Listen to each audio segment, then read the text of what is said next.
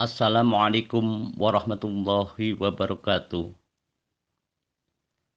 Para pemirsa channel Jamani, kami keluarga besar Jamaah Manaqib Nurul Iman mengucapkan selamat Hari Ulang Tahun Kemerdekaan Republik Indonesia.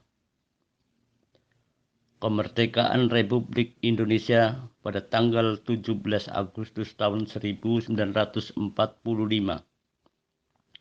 digapai oleh para pejuang-pejuang yang gigih, tangguh, berani, pantang mundur, dan amanah. Indonesia merdeka dengan menanamkan jiwa persatuan dan kesatuan yang kuat dari rakyat Indonesia. Untuk itu, mari kita contoh momen sejarah kemerdekaan Republik Indonesia dengan bersatu padu untuk menuju Indonesia maju dan Indonesia bermartabat.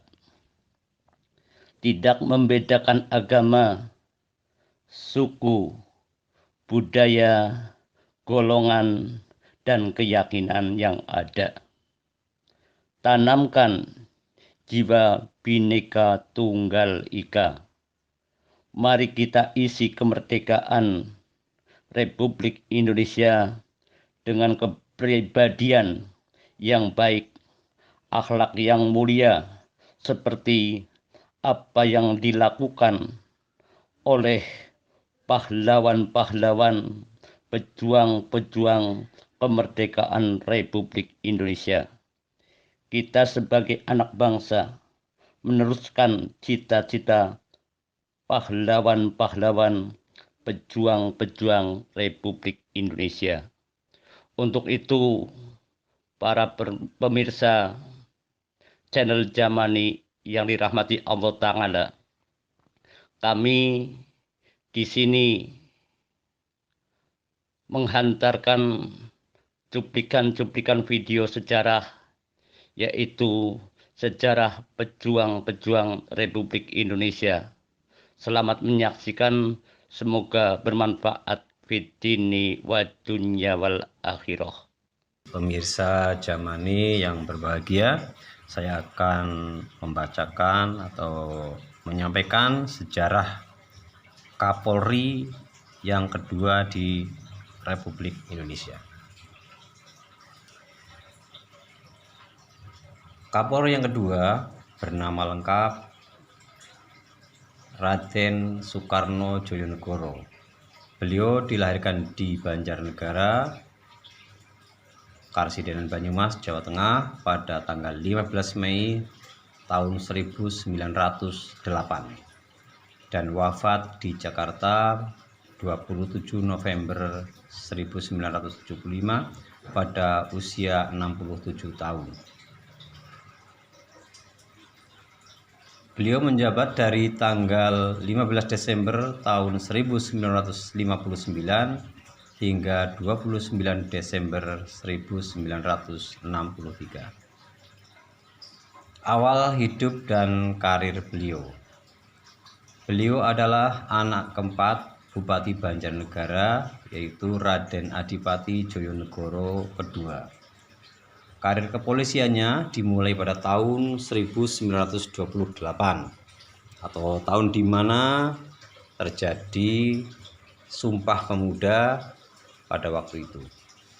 Setelah ia menamatkan pendidikannya di Osvia, yaitu pendidikan semasa Belanda, jabatan pertamanya adalah AIB di Jatibarang. Kemudian ia menjadi Mantri Polisi Residen Jepara, Rembang tahun 1931, Asisten Perdana Banyumas tahun 1934, Asisten Residen Lampung 1935, dan banyak sekali jabatan-jabatan beliau hingga pada tahun 1959 beliau menjadi atau menjabat Ajun Kepala Kepolisian Negara. Tepatnya pada tanggal 15 Desember 1959, Joyonegoro atau Raden Soekarno Joyonegoro dilantik menjadi Kepala Kepolisian Negara menggantikan Raden Said Sukanto Cokro di Atmojo. Beberapa peristiwa semasa beliau menjabat adalah sebagai berikut. Pada tahun 1960, Kepolisian Negara bergabung dalam ABRI, tepatnya 1 Juli tahun 1960. 4 janji prajurit kepolisian Catur Prasetya diikrarkan April 1961. Catur Prasetya resmi dijadikan pedoman kerja Kepolisian Republik Indonesia selain Tribrata sebagai pedoman hidup. Tahun 1962, Kepolisian Negara Republik Indonesia berubah nama menjadi Angkatan Kepolisian RI atau AKRI. Masa kepemimpinannya ditandai konflik dengan Belanda dan pemberontakan yang dilakukan PKI, DI, TII, APRA, dan lain-lain. Namun, hal-hal tersebut ditanganinya dengan baik. Para pemirsa Jamani yang berbahagia, ia digantikan Ajun Komisaris Besar Polisi Sucipto Danukusumo pada tanggal 30 Desember 1963 dan segera diangkat menjadi Menteri Penasehat Presiden untuk urusan dalam negeri. Raden Soekarno Joyonegoro memasuki masa pensiun mulai 31 Juli 1966. Kemudian hari-hari beliau dinikmatinya dengan berkumpul bersama keluarga. Raden Soekarno Joyonegoro wafat di Rumah Sakit Dr. Cipto Mangunkusumo, Jakarta. Beliau meninggalkan istri yaitu Raden Ayu Sukatina dan 5 orang putra. Sesuai permintaannya, jenazahnya dimakamkan di makam khusus untuk pemakaman keluarga Joyonegoro, yaitu di Kuwondogiri, Kecamatan Bawang, Kabupaten Banjarnegara, Karsidenan, Banyumas, Jawa Tengah.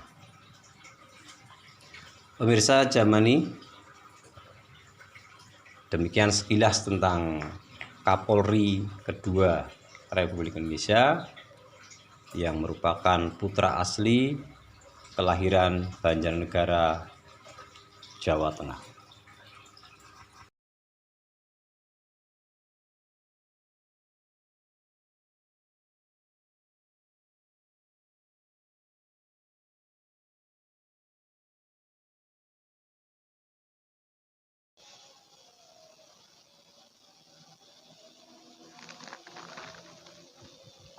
Dan sekarang saya mau menuju ke makam Kapolri, Kepala Polisi Republik Indonesia yang kedua.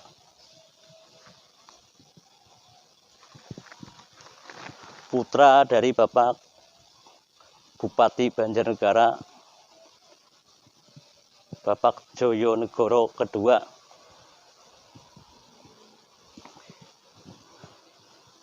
Disinilah makamnya.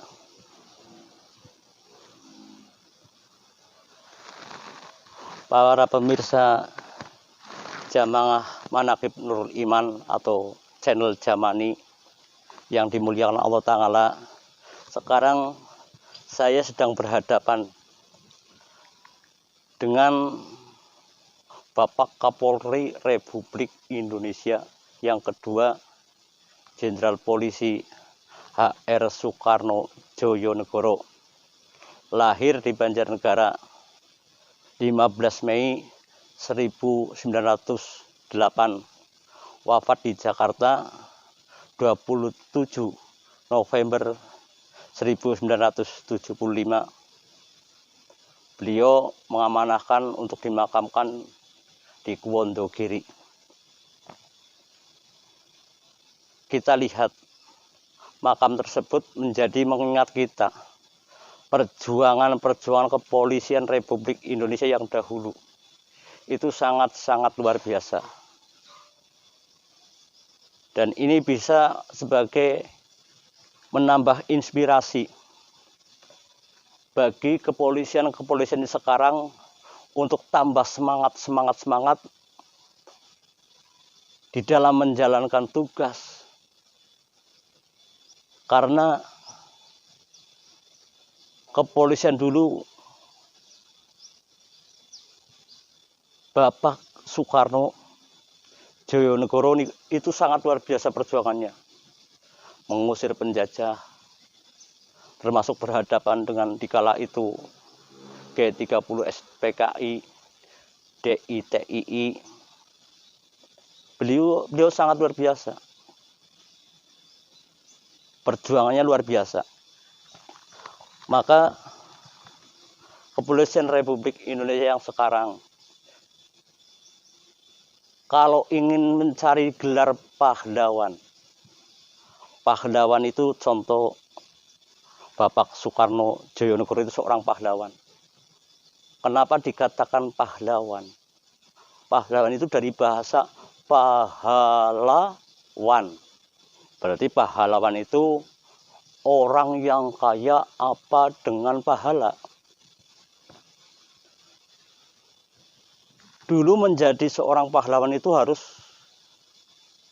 dalam arti taruhannya nyawa, taruhannya jiwa, taruhannya keluarga. Melalui medan tempur, medan perang untuk membela negara Republik Indonesia. Kalau untuk sekarang, kepolisian sekarang, apakah bisa disebut sebagai pahlawan? Bisa. Karena mengabdi ke negaranya dengan ikhlas lillahi ta'ala. Karena mengabdi dengan ikhlas bisa terjadi polisi sekarang sama juga dengan pahlawan atau pahlawan orang yang banyak pahalanya. Maka Pak, dengan tekad kita untuk menjadi seorang pahlawan. Contohnya Bapak Jenderal Polisi Soekarno Joyonegoro.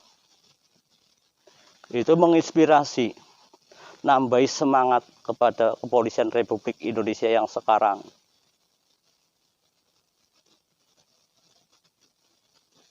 Kehidupan di dunia itu, kalau bisa itu, kehidupan di dunia untuk menuju ke alam barzah, manusia itu yang dibawa ke sana adalah amal, adalah pahala. Dikala kita hidup jadi manusia itu manusia yang akal budi pekerti yang baik, yang jujur dan bijaksana dan amanah. Karena itu salah satu peninggalan kita setelah kita meninggal disejarahkan. Setelah meninggal disejarahkan. Tapi disejarahkan di dalam kebaikan. Contoh, sebagaimana saya di sini berhadapan dengan Jenderal Polisi Republik Indonesia yang kedua. Ini selalu disejarahkan. Banyak orang yang ziarah, banyak orang yang mendoakan. Sebagai saya pribadi aja, saya salut, kagum kepada Polisi Republik Indonesia. Ternyata sangat luar biasa, perjuangannya sangat-sangat luar biasa. Maka regenerasi Polisi Republik Indonesia itu tambah semangat supaya Anda itu bisa hidup bermanfaat, menghadapi masyarakat, mengabdi kepada masyarakat, mengabdi kepada negara secara lillahi ta'ala, karena tiada lagi tekad mengabdi kepada negara, Pak, insya Allah walaupun sekarang sudah zaman modern, alat canggih, serba canggih, tetap mudah-mudahan Polisi Republik Indonesia tetap menjadi pahlawan-pahlawan yang akan datang. Pahlawan-pahlawan regenerasi tetap saya dukung Kepolisian Republik Indonesia. Karena saya sudah keliling, Anda para pemirsa yang hadir di channel Jamani, inilah makam-makam para pahlawan kita, pahlawan Republik Indonesia. Bisanya berdiri negara dengan kuat, dengan kekuatan beliau yang sangat-sangat luar biasa. Sebagaimana kata akhir para pemirsa, mudah-mudahan ziarah di makam hari ini saya ini menjadikan contoh kita melihat